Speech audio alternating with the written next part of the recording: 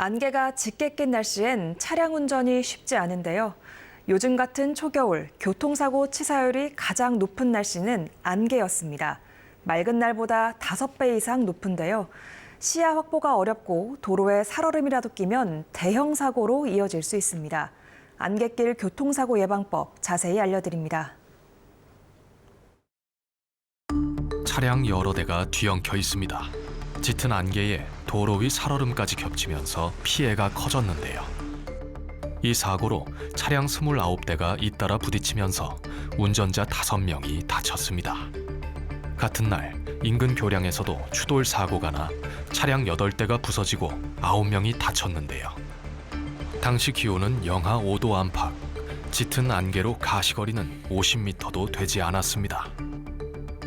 기온이 급격히 떨어지는 이맘때면 강변이나 하천 인근 지역을 중심으로 안개가 자주 발생하는데요.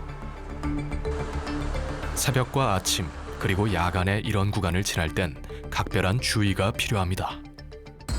실제로 초겨울 발생한 교통사고 치사율을 날씨별로 분석해 봤더니 안개 낀 날이 6.9%로 가장 높았는데요. 맑은 날보다 5배 이상 높은 수치입니다.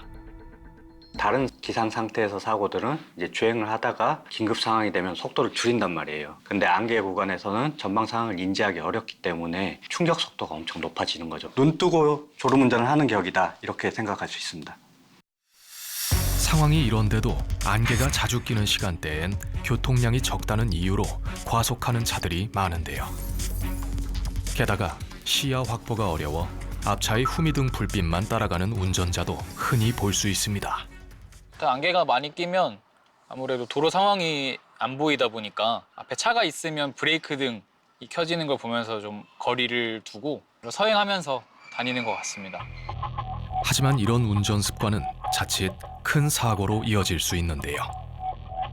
앞차 불빛에만 의존하다 보면 갑작스러운 제동이나 차선 변경에 제대로 대응하지 못해 연쇄 추돌로 번질 수 있기 때문입니다.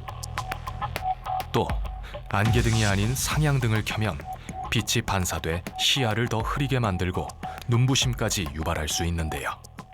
안개길을 주행 중이실 때 앞차의 미등만 보고 좁은 간격으로 주행하게 될 경우 앞차가 갑자기 급정지했을 때 뒤에서 그대로 들이받을 수 있는 사고로 이어질 수 있습니다. 또 브레이크를 자주 밟거나 급가속하게 되는 경우 추돌의 위험성을 높이기 때문에 항상 속도를 일정하게 유지하고 추월이나 불필요한 차로 변경은 삼가야 합니다.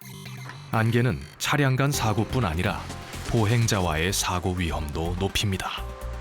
짙은 안개 속에서는 신호등이 없는 건널목을 건너는 보행자나 자전거 이용자를 운전자가 제때 발견하지 못해 사고로 이어지는 경우가 적지 않은데요. 특히 보행자가 무단 횡단이라도 하면 심각한 인명피해로 이어질 수 있습니다. 안개길에서는 시야가 단 10m 내지 20m로 줄어들기 때문에 보행자를 발견 후에 멈출 수 있는 시간이 현저히 부족합니다. 그래서 마을도로나 횡단보도 앞과 같이 보행자가 자주 다니는 도로에서는 평소보다 속도를 더 낮춰서 안전하게 운행하셔야 합니다. 안개길 사고를 예방하려면 돌발 상황에 미리 대비하는 것이 무엇보다 중요한데요.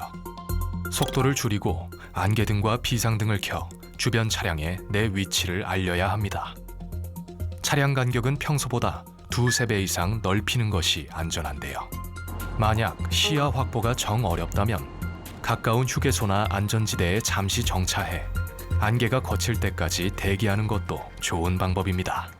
운전자들이 이제 안개가 꼈을 때 평소에 달리던 데 비해서 속도를 줄여야 함에도 불구하고 난 피할 수 있어, 이렇게 생각을 하는데 내 앞차는 사실 서 있을 수 있거든요. 그렇기 때문에 이제 항상 조심하면서 달려야 되고 속도를 줄이는 것이 중요합니다.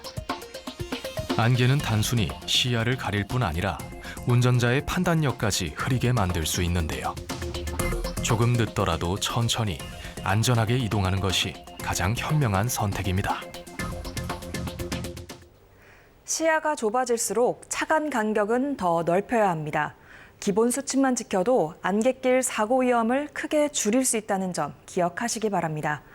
재난방송센터 오늘은 여기까지입니다. 고맙습니다.